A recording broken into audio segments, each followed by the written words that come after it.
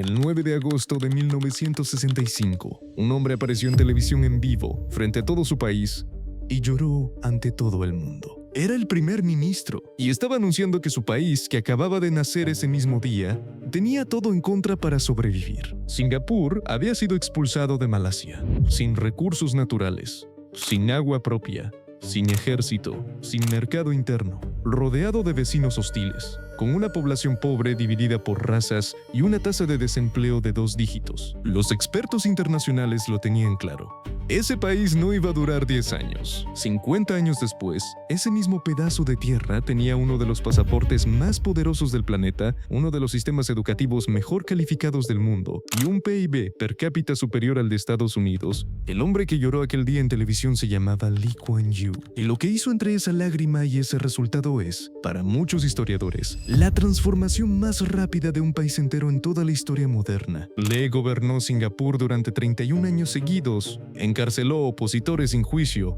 demandó a periodistas hasta la bancarrota, prohibió chicles, largos de pelo y prácticamente cualquier cosa que considerara un obstáculo al orden. Y sin embargo, cuando murió en 2015, millones de singapurenses hicieron cola durante horas bajo la lluvia para despedirse de él. Hoy vamos a recorrer cómo un hombre convirtió una isla condenada al fracaso en la dictadura más exitosa que ha existido jamás. Antes de entrar en esta historia, si te interesa el tipo de contenido que hacemos en el canal, historias reales sobre cómo se construyen y se destruyen los países, los líderes y las civilizaciones que definen el mundo actual, suscríbete y activa la campana. Cada semana publicamos un nuevo video como este. Para entender por qué el primer ministro de un país recién nacido no pudo contener las lágrimas frente a las cámaras, hay que entender qué le acababan de poner en las manos. Y lo que le habían puesto en las manos, básicamente, era un problema imposible de resolver. Singapur, en 1965, no era un país. Era una isla de apenas 600 kilómetros cuadrados, más pequeña que la mayoría de las ciudades importantes del mundo. Sin petróleo, sin minerales, sin tierra fértil, sin agua propia. Y ese detalle, aparentemente menor, era literalmente una sentencia, porque el agua que bebía Singapur venía toda de Malasia, el país que acababa de expulsarlo. Un simple corte del suministro, una decisión política, una represalia, un gesto de castigo, y Singapur se quedaba sin nada que beber en cuestión de días. Un país entero dependiendo de la buena voluntad de un vecino que ya había demostrado que no lo quería. Pero eso era solo el principio. El 70% de la población vivía en tugurios, casas de zinc apiladas unas encima de otras, sin agua corriente, sin electricidad, en condiciones que hoy asociaríamos más con un campo de refugiados que con un país que aspiraba a existir. La tasa de desempleo rondaba el 14%.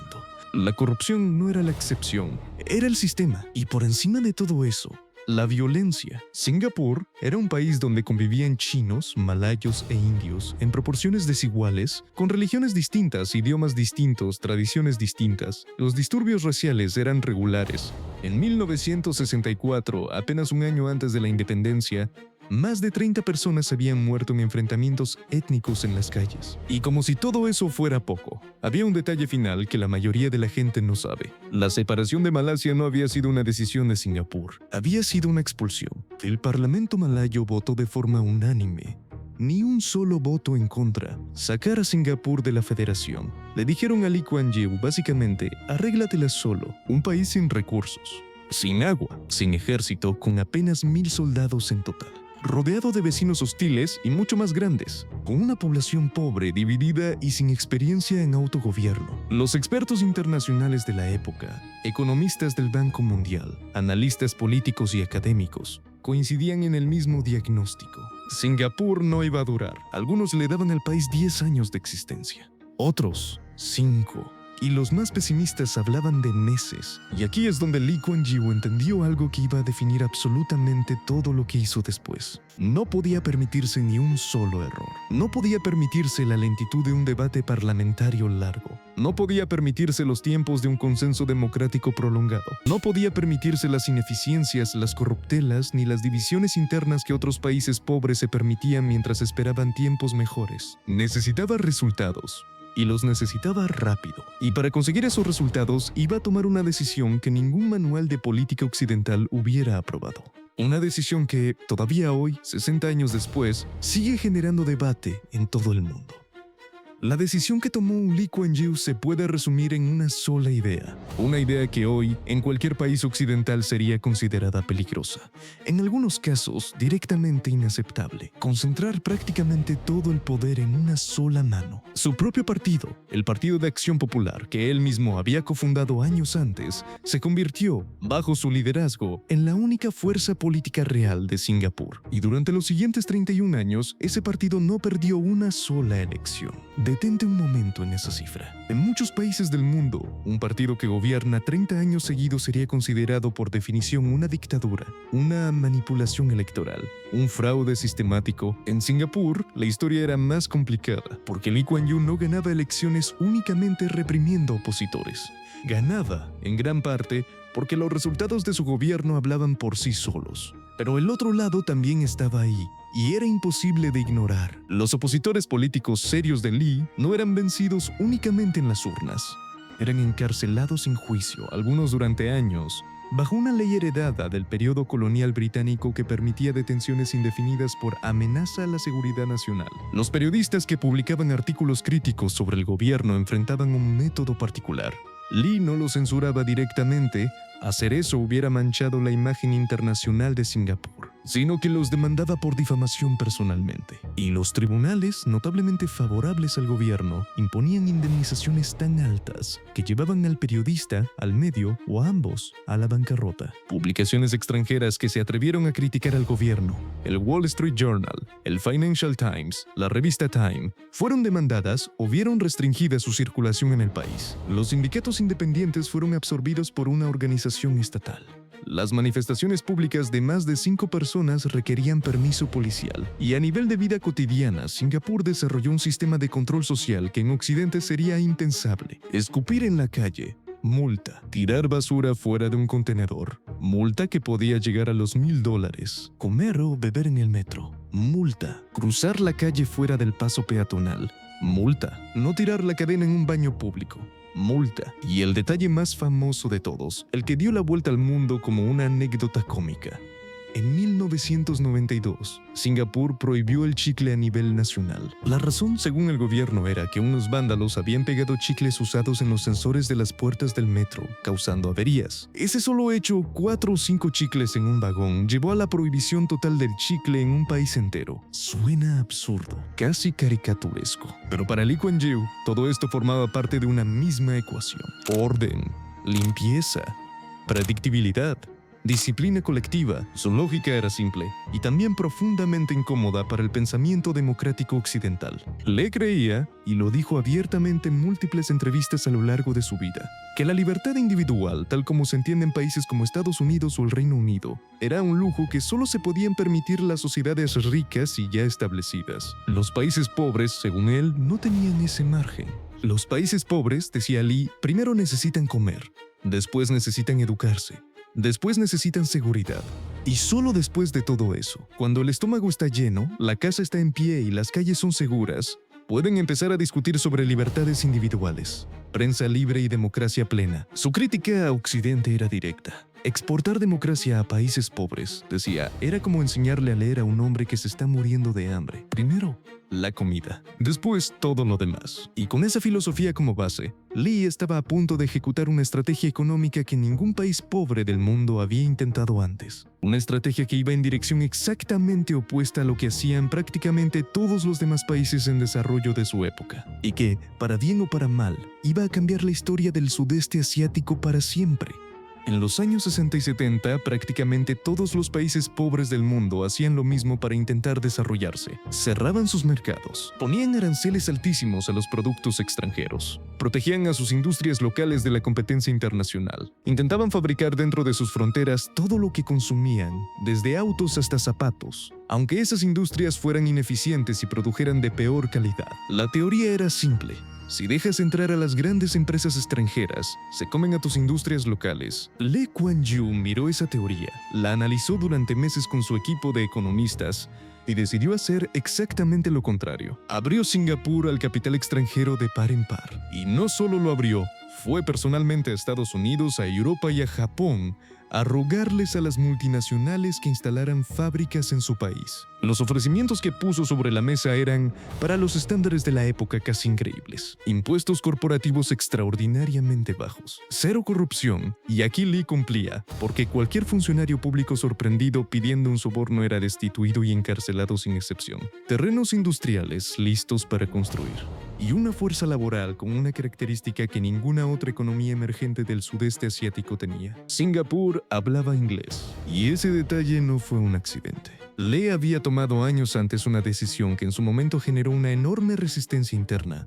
Singapur era un país mayoritariamente chino, más del 70% de su población, pero Lee decidió que el idioma principal de trabajo, de gobierno y de educación no sería el mandarín, sería el inglés. Muchos de sus propios seguidores lo consideraron una traición cultural. Como un país mayoritariamente chino iba a educar a sus hijos en el idioma del antiguo imperio colonial, pero Lee no lo decidió por cultura, lo decidió por matemática pura. El inglés era el idioma del comercio global. Era el idioma que hablaban los inversores estadounidenses, los banqueros europeos, los ejecutivos japoneses.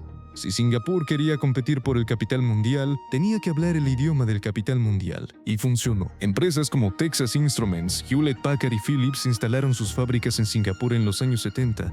Después llegaron las electrónicas japonesas, después la industria petroquímica, después los bancos internacionales. Los números de esa transformación son difíciles de asimilar. En 1965, el PIB per cápita de Singapur era de aproximadamente $500 al año, comparable en esa época al de México, Ghana o Corea del Sur. Para 1990, cuando Lee finalmente dejó el cargo de primer ministro después de 31 años ininterrumpidos, ese número había subido a $14,000.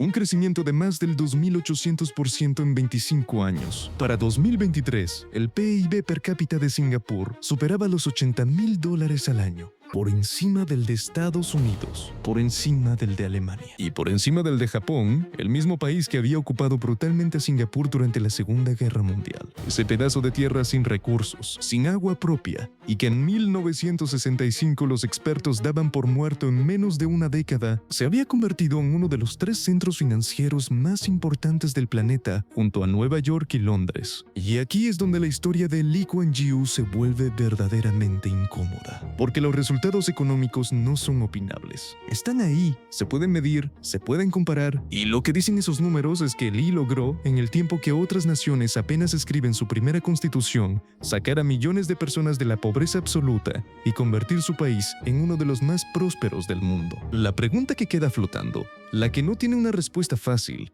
y que 60 años después la política mundial todavía sigue debatiendo, es esta. ¿Cuánto de ese éxito se debió a la mano de hierro? ¿Y cuánto se debió a pesar de ella? Cuando Lee Kuan Yew murió el 23 de marzo de 2015, más de 1 millón de personas fueron a despedirse de él. 1 de cada 5 personas de todo el país.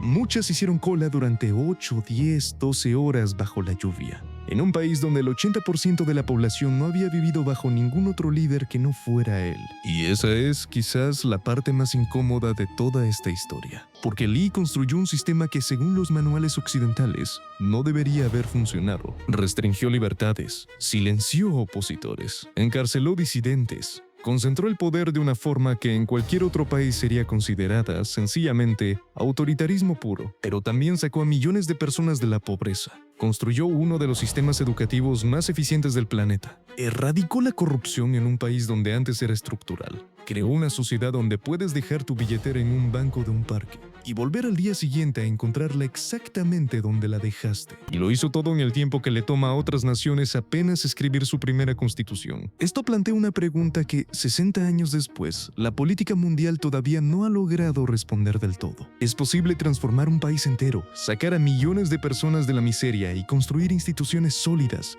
sin sacrificar libertades por el camino? Lee tenía una respuesta clara para eso. Creía que la democracia, tal como la conocen los países occidentales, era un lujo que un país pobre no podía permitirse hasta después de haber resuelto sus problemas básicos. Primero, la comida. Después, el orden. Después, la educación. Y solo al final, la libertad. Sus críticos dicen que ese al final nunca terminó de llegar del todo, que Singapur incluso hoy sigue siendo un país donde la libertad de expresión y la oposición política tienen límites muy claros. Sus defensores dicen que sin ese orden, Singapur simplemente no existiría hoy. que sería otro país pobre más del sudeste asiático, con corrupción endémica y crisis recurrentes. Y esa discusión, en un mundo donde cada vez más países miran a Singapur como modelo, desde China hasta Ruanda, desde Vietnam hasta los Emiratos Árabes, sigue completamente abierta. Porque la historia de Lee Kuan Yew no termina con su muerte. Cada vez que alguien en el mundo se pregunta si un poco menos de libertad a cambio de mucha más prosperidad es un intercambio que un país debería estar dispuesto a hacer. Déjanos en los comentarios qué es lo que tú opinas sobre eso. Nos vemos en un próximo video.